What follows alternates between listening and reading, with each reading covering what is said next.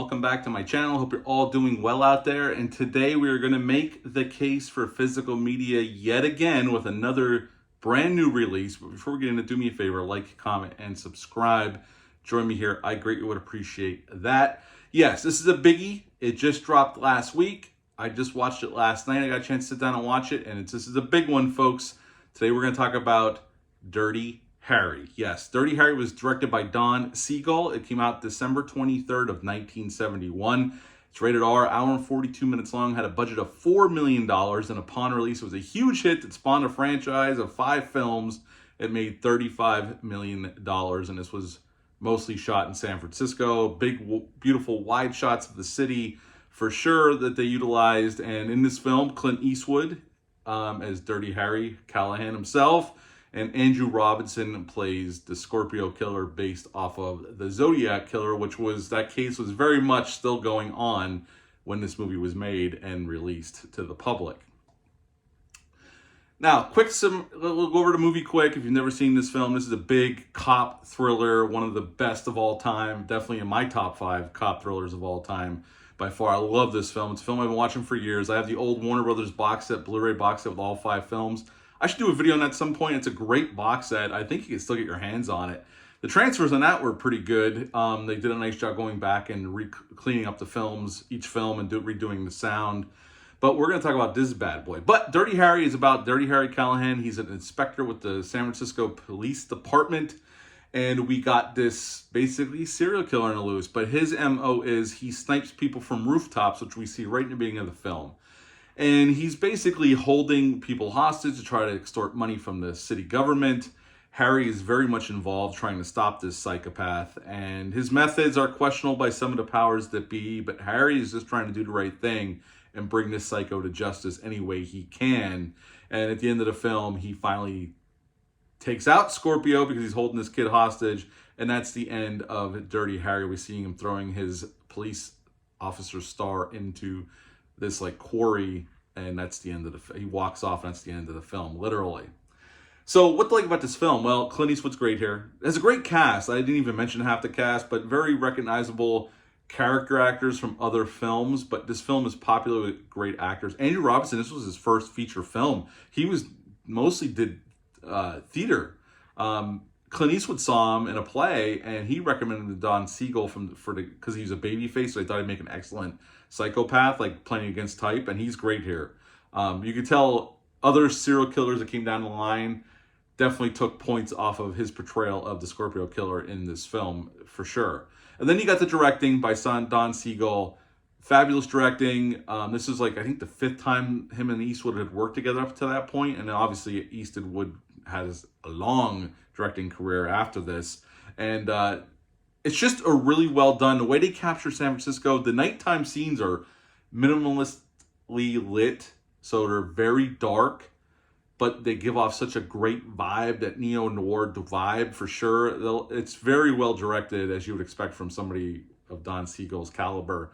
And I love the lighting choices and just the way it's filmed. And it's just a great movie. If you've never seen it, I would give the film itself, Dirty Harry, a 9.5 out of 10. It's one of my absolute favorite cop movies of all time. I love the whole series, and I like each movie, but to varying degrees. Some of them are really good, some of them are just okay, but I do like the series overall, and I've watched them many times over the years. Now, let's talk about this. This is a biggie because of the movie itself. It's such a great movie itself. Now, this brand new 4K transfer was derived from an 8K transfer of the original 35mm camera negative. And then they just toned it down for the 4K version. And watching this last night, this transfer that's on this disc, if you're a fan of this movie, if this disc is for sale on Amazon right now for $23 and some change. It is very much worth picking up if you're a physical media nut and you like this film. The film looks amazing. For a film from 1971, the colors, the daytime sequence, the wide shots look beautiful. Even the indoor scenes look great, and the nighttime scenes look fantastic. The blacks are inky black, but with the high definition, I mean, you could see enough in the dark. I mean, it's not a big improvement over the Blu-ray in terms of what you could see, because the way it was lit is the way it was lit. What you're meant to see, you can see. and it looks great. But it's not like the blacks all of a sudden become lighter. I mean, the blacks are inky black, but I know some people are complaining that on our TVs it was a little dark in those scenes. I didn't have that problem. It looked like it always has looked, it just looked more with more clarity.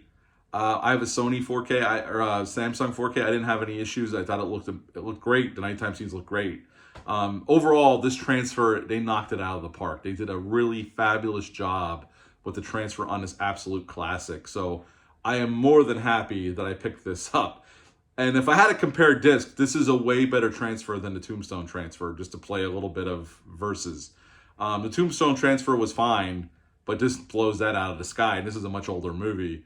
Warner Brothers definitely took the time and the care with this film, and they did a great job. And I'll give you my rating on this disc in a moment. Audio-wise, they did do an upgraded Atmos track, and that's what I watched it as, and it sounded really good. It's very active in the action or more action-oriented scenes or where there's more noise around. It was definitely a pretty full track. It was pretty well done. Obviously, they had to do remastering, and I'm sure they added sounds in. But for you purists out there, they did put on this disc the original 2.0 track. It's DTS, so they did a remaster on it, but it is the old 2.0 track, so you can watch it the way it was originally meant to be listened to, the way it was originally filmed. So that is on there as well. So hats off for Warner Brothers for including that on this disc. Now, extra-wise, I didn't really get to dive into a lot of the extras. I watched one extra about the cinematography of the movie, which was a short 9-minute documentary, but it was really well done. Just saying about how they filmed it around San Francisco and the way it was shot. I mean, it was a really cool little documentary. A lot of old stuff is ported over from the old box set that I have. I didn't get to watch any of those, and there's a couple other new little small featurettes on here as well. But the real star here is the transfer is awesome. The movie looks the best it's ever looked, and I can't see it ever looking any better than this. It does look. It's definitely worth your time and money to pick this up. And I would rate the disc just because based off of the transfer alone. And the sound's pretty damn good too, what they did with the sound. A 10 out of 10. This disc knocks it out of the park. For a movie from 1971, it looks great. And it still has that filmic look.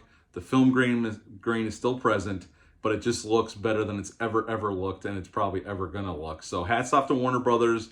They did a great job. The only thing I would complain about, but I still give it a 10 out of 10, is this disc artwork. I would have much rather just the original poster art than this. This looks like this movie came out in the 90s, and I don't need this. I'd rather the original artwork. But that's a minor complaint, but I prefer the original poster art. But 10 out of 10 for the disc, 9.5 out of 10 for the movie. Have you picked this up yet? Are you planning on picking this up? Are you a fan of this movie? Leave a comment down below. Let me know. That's it for this video for the Case for Physical Media. Until next time, bye.